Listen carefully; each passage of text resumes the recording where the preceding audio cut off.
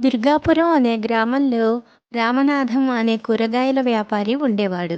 అతని వద్ద పనిచేసే పనివాడు మానివేయటంతో భీమరాజు అనే కొత్త పనివాణ్ణి పనిలో పెట్టుకున్నాడు. భీమరాజు చాలా చురుకైనవాడు, పని పట్ల చాలా శ్రద్ధ గలవాడును. అతి కొద్ది కాలంలోనే యజమాని వద్ద మెప్పు పొందాడు శభాష్ భీమరాజు, పని చాలా తొందరగా నేర్చుకున్నావు. అని భీమరాజుని యజమాని మెచ్చుకున్నాడు. రామరాజు మంచివాడే కానీ చాలా కోపిష్టి మనిషి. చిన్న విషయానికి కూడా చాలా తొందరగా కోపం వచ్చేస్తుంది. కూరలు కొనటానికి వచ్చిన వాళ్ళు బేరమాడితే నచ్చేది కాదు. తాను చెప్పిన ధరకే కొనాలని కసురుకునేవాడు. భీమరాజు ప్రవర్తన రామనాథానికి నచ్చేది కాదు. అతనికి చాలాసార్లు చెప్పి చూశాడు, కూరలు కొనటానికి వచ్చిన వాళ్ళని విసుక్కోవద్దని. అయినా కూడా భీమరాజు పట్టించుకునేవాడు కాదు.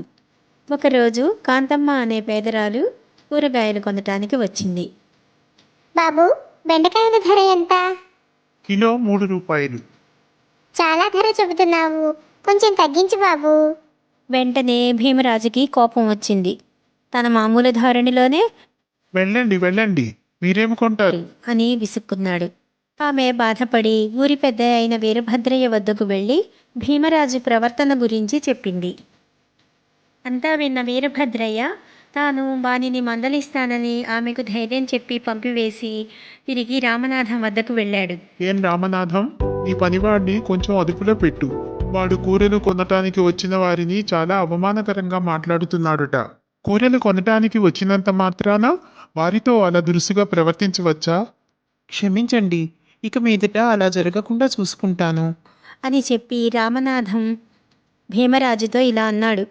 ఇంక నుంచి నువ్వు పనిలోకి రానక్కర్లేదు. నీ వలన నేను మాట పడవలసి వచ్చింది. నువ్వు ఇక్కడి నుంచి వెళ్ళిపో. భీమరాజు మాట్లాడకుండా వెళ్ళిపోయాడు. భీమరాజు 2 రోజుల పాటు ఊరంతా తిరిగి తనకి కనిపించిన వారందరినీ పని ఇప్పించమని అడిగాడు. కానీ ఎవరూ కూడా అతనికి పని ఇవ్వటానికి ఇష్టపడలేదు. ఎందుకంటే అతని దురుసు ప్రవర్తనయే అందుకు కారణం. ఈ సంగతి అతనికి తెలిసి వచ్చింది. దానితో మనసులో చాలా పశ్చాత్తాపపడ్డాడు. నేను అందరితోటి చాలా దురుసుగా అపమర్యాదగా ప్రవర్తించాను. అలా చేయటం వలన ఇతరులకు బాధ కలుగుతుందని నాకు ఇప్పుడు తెలిసి వచ్చింది. ఇంకెప్పుడు నేను ఇలాంటి పొరపాటు పనులు చెయ్యను. వెళ్ళి రామనాథం గారినే పని అడుగుతాను అని అనుకుని రామనాథం వద్దకు బయలుదేరాడు. భీమరాజు రామనాథాన్ని చూసి ఈ విధంగా చెప్పాడు. బాబుగారు, నేను చాలా తప్పు చేశాను. అందరూ నన్ను పని ఇవ్వకుండా కసురుకుంటూ ఉంటే నాకు చాలా బాధ కలిగింది. అప్పుడు నాకు అర్థమయ్యింది, అందరి పట్ల నేను దురుసుగా కోపంగా ప్రవర్తించినప్పుడు వారు కూడా నేను పడిన విధంగానే బాధపడి ఉంటారని. ఇంకెప్పుడు నేను ఇలాంటి పొరపాట్లు చెయ్యను. అందరి పట్ల మర్యాదగా నడుచుకుంటాను. నన్ను క్షమించి నాకు తిరిగి పని ఇప్పించండి అని నమస్కరిస్తూ నిలబడ్డాడు. రామనాథం నవ్వి, సరే, ఇప్పుడు నీకు అర్థమయ్యింది కదా, మర్యాద అనేది ఇచ్చి పుచ్చుకోవాలి. అందువలన ఇంక నుంచి నువ్వు జాగ్రత్తగా మసులుకో. రేపటి నుంచి పనిలోకి రా అని చెప్పి వెళ్ళిపోయాడు. ఈ కథ ఇంతటితో సమాప్తం.